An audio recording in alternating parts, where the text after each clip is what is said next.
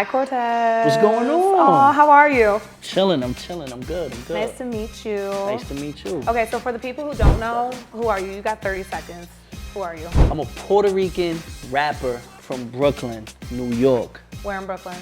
Bed-Stuy, Myrtle Avenue. Wow, that's Yep. seconds from me. Okay. What got you into rapping?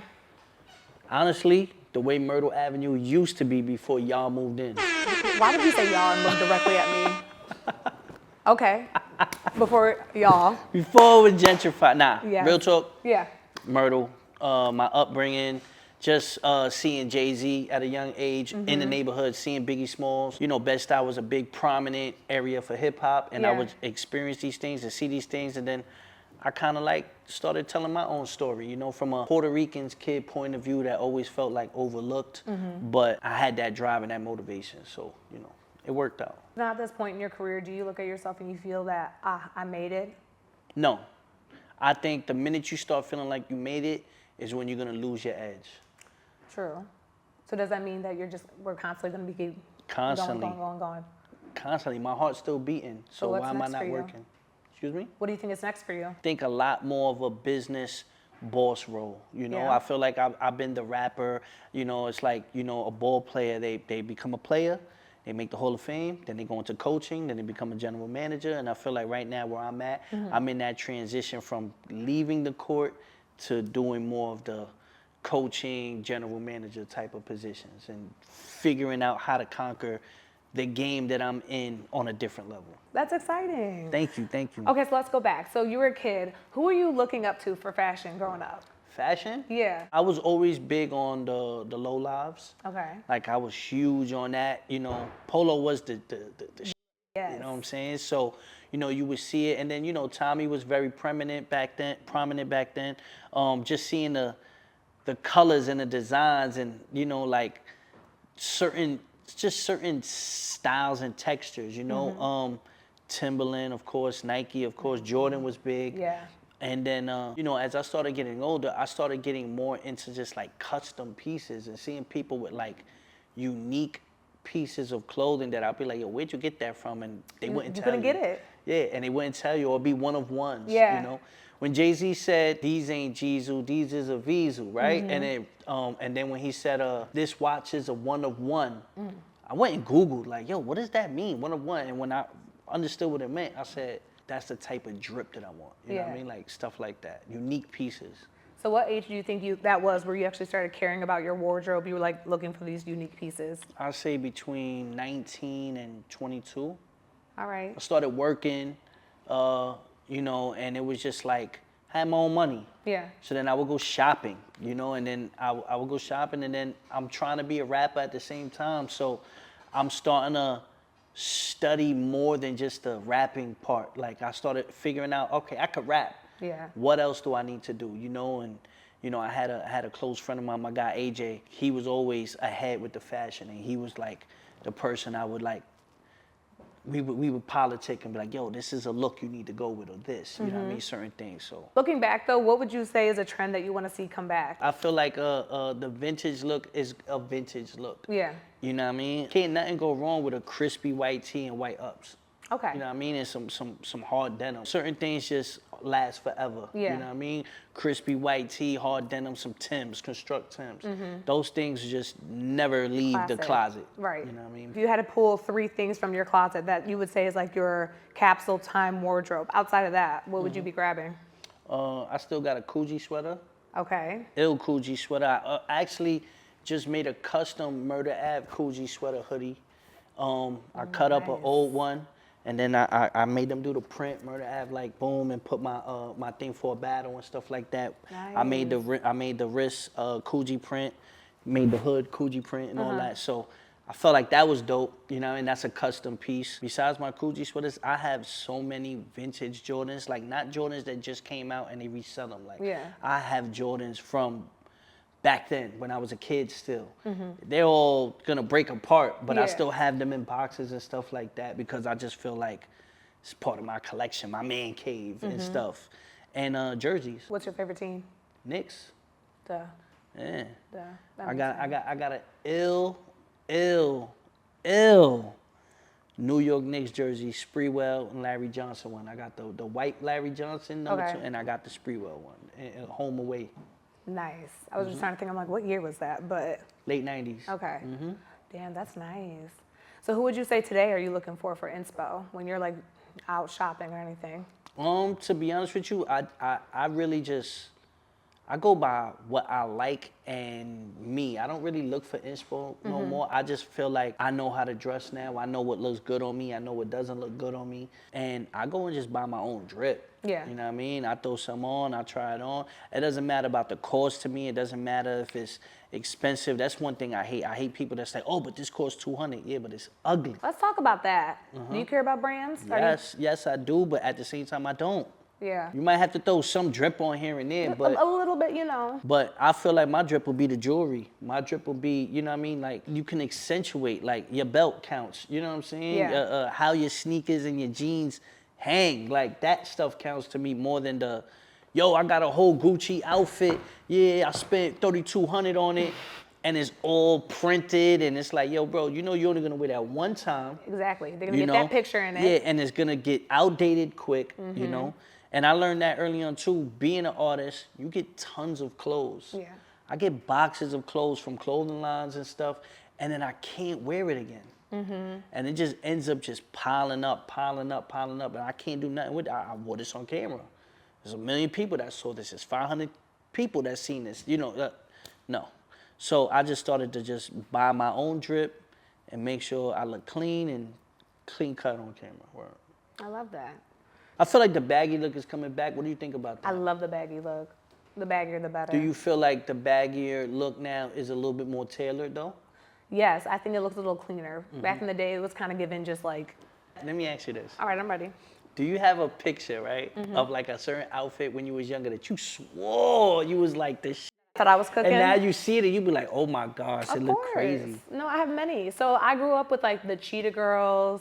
That was who my inspiration was. Beyonce. So I had many outfits where, you know, mind you, I'm like 10, 11 years old and I'm like trying to like, you know, show a little stomach or something thinking I'm cute and I'm wearing like some long, it was given a mix of Amish woman with gold hoop earrings, wearing like some pair. Amish woman? Why you say Amish? Because I feel like at the time they would wear like those little skirts or whatever that you would tie on the side, but mine was like I was wearing like one of my mom's scarves or something, so it would be like all the way down. But then I got like random hoop earrings in because that was the look, and then I'm wearing like a pair of like my dad's shoes because I'm like, oh yeah, rappers, like, you know, that's the look, and so I was looking insane.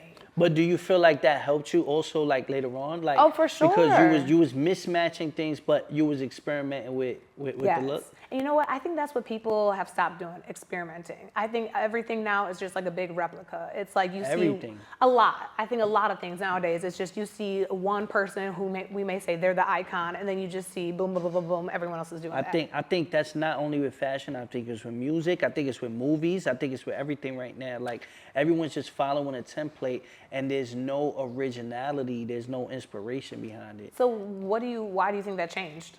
Do you think we're scared now, or? I think it's a combination of, I really don't know what it is. Like even, I seen this thing on Twitter that they showed like architecture, right? The buildings in the city. Yeah. How you'll look at architecture from years ago or decades ago, and they have carvings and certain prints or whatever, bricks, and it would tell a story, a building, and now all the buildings that they're creating now are all just flat surface, concrete, just blah. Yeah. You know what I'm saying? Just stone walls and it was like, yo, fashion and art in every sense is just being like diminished. I think we're lazy. And it's very lazy. It's like using AI instead of music. It's like, here, just put this out. No, but I mean, even with like the architecture, like buildings, how they do it in Rome, Italy, all that shit, that's not done anymore. So I just think that we're lazy. I think it's easy to see one person and like one example of something that works. So everyone's like, okay, rinse, repeat, rinse, repeat. But then it's like, well, now you look like everybody else. Who are you? When you walk in a room though, do people compliment you like, oh, that outfit? Like, when I try, yes, when I try. And that's the thing, not every day is gonna be a hit, you know? And I think the thing is this, I'm in my experimental era, which I'm excited to be about. And so I know my friends, they're like, so what the f do you have on? And I would rather hear that, honestly, than like, oh, she 20 other bitches were walking down the street and like we all look the same. I like that. I do too. Yeah, I like that. Especially in New York, I think everyone is, at least where, you know, the crowds I'm with, but like we're all experimenting. We're all trying this brand of shoe with this jacket and like, oh, okay, I know this is actually supposed to be a shirt, but then what if I wore it like this? And you know, it's cool just to play around with it. And what bugs me out is in New York, people are still taking risks fashion-wise. When you leave New York is where you really get like the gist of like everybody dressing the same, or people don't have no fashion sense at all. Clothes. So at least in the tri-state area, we still get that, and you can find some inspiration if you go walking down Broadway or Fifth Avenue. You'll find some inspiration. Yeah. And I'm not talking about the stores. I'm talking about people. Yeah. Seeing people. Oh, see what they wear. You know what I mean? You know, when you leave New York is when it really like I've been like, yo, like it's you know, like At least for women, it's like they got the UGG, they got their skinny jean, they have like, you know, you can just the uniform. You know what it is. What is like the men's uniform these days? Sweats, sweats and an oversized Yeezy hoodie, essential hoodie, and A pair of dirty forces too. I've been seeing that dirty. Dirty. Y'all need to get it together. What do you think about the New Balance wave? Because some people, Let's old get into heads, it. are like, You know I have these. I have them in the brown I got a colorway. lot of pairs. Me too. They're comfortable. Custom ones too, these. All right, calm down with the custom now. You can hook me up if you want to keep talking all to. this custom talk. You know No, I have these. I have them in the brown colorway. I have the, what is it, New Balance 960. Love those. I have like 5 different pairs of New Balances, and that's like my shoe right now. They're so cute. I could run in them. I've ran in them, so I'm for that. Now, what I'm not for right now, and I'm wearing them, so, but the Sambas, these can go. Why? I think that they're not comfortable.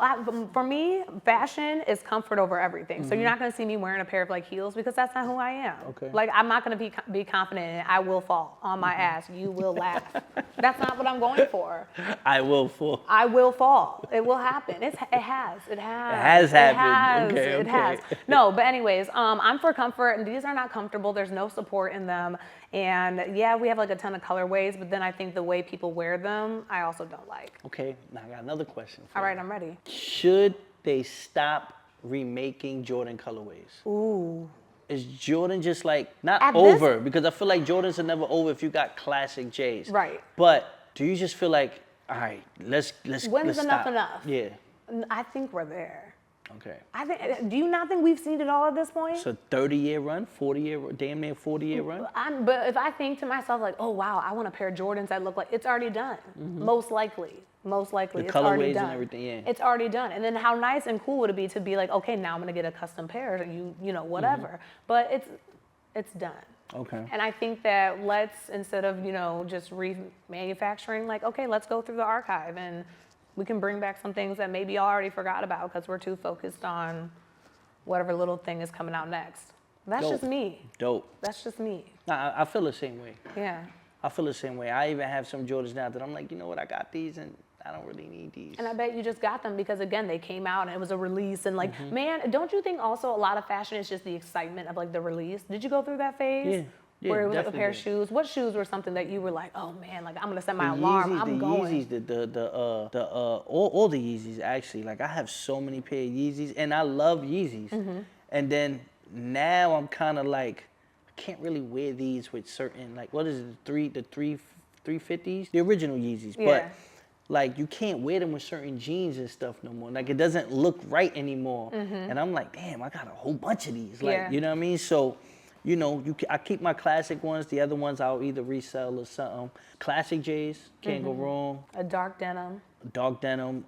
I like the New Balances now. How they are. Whoever their new designer is, they're whoever that person is. They're doing their job. He's doing his job. Yes. You know, Asics has a couple of things. Yes, everyone's on that right now. Besides that, what? All right, one more. The big soul designers shoes. No.